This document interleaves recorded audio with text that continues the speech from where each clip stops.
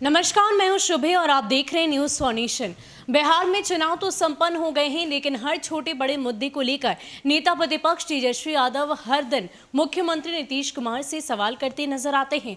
और हाल में ही जो एक नया मुद्दा बिहार के सियासी गलियारों में खूब गूंज रहा है, वो है कोरोना की टेस्टिंग के मामले को लेकर। दरअसल एक मीडिया रिपोर्ट में ये बात सामने आई कि कोरोना की जांच में बिहार सरकार के द्वारा फर्जीवाड़ा किया गया है, घोटाले किए गए हैं। इतना ही नहीं, मोबाइल नंबर्स को लेकर कई सारी बातों का खुलासा किया गया। लेकिन इन सब के बीच लगातार नेता प्रतिपक्ष तेजस्वी यादव मुख्यमंत्री नीतीश कुमार से सवाल करते नजर आए। इसी कड़ी में अब नेता प्रतिपक्ष तेजस्वी यादव ने फिर एक बार इस मुद्दे को उठाया है और यहां तक कि जमुई की बात करते हुए ये कह दी है कि सिर्फ और सिर्फ घोटाले तो बिहार के हर जिले में हुए हैं, लेकिन सिर्फ जमुई की ही जांच क्यों की जा रही है।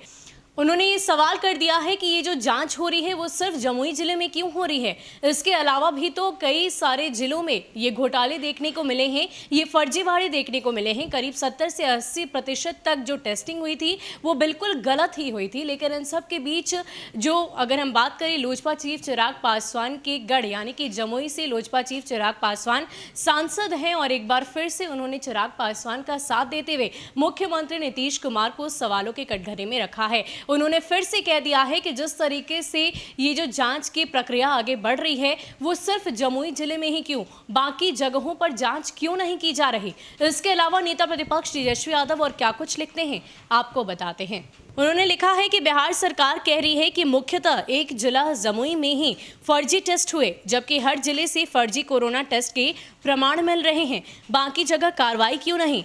70 से 80% टेस्ट कागजों पर ही हुए हैं। कोरोना जांच घोटाले में किससे बचाया जा रहा है। तो आपको बता दें कि नेता प्रतिपक्ष तेजस्वी यादव हर वक्त नए नए मामलों को लेकर सक्रिय दिखाई देते हैं और एक बार फिर से कोरोना के मामले को लेकर पिछले 2-3 दिनों से वो मुख्यमंत्री नीतीश कुमार से सवाल कर रहे हैं। और अब बात आ गई है जमुई जिले की और उन्होंने ये पूछ दिया है कि आखिर सिर्फ और सिर्फ जमुई जिले की ही जांच क्यों की जा रही है। इतना ही नहीं, उन्होंने ये भी कहा कि 70 से 80% जो टेस्ट हुए हैं कोरोना के वो सिर्फ और सिर्फ कागजों तक ही सीमित हैं, वो असली में हुए ही नहीं। यानी कि जो चीज़ें सामने आई वो बिल्कुल पूरी तरीके से फर्जीवाड़ा है। और इतना ही नहीं, उन्होंने एक बार फिर से ये आरोप लगाया है कि बिहार सरकार फिर से किसी बड़े व्यक्ति को या किसी को भी बचाने की कोशिश उनकी तरफ से की जा रही है। आपको बता दें कि इससे पहले भी आपराधिक मामलों को लेकर नेता प्रतिपक्ष तेजस्वी यादव लगातार एक्टिव नजर आते हैं, कई सारी बातें कहते नजर आते हैं। और इतना ही नहीं, मुख्यमंत्री नीतीश कुमार को अलग अलग तरह की संज्ञा भी दी जाती है।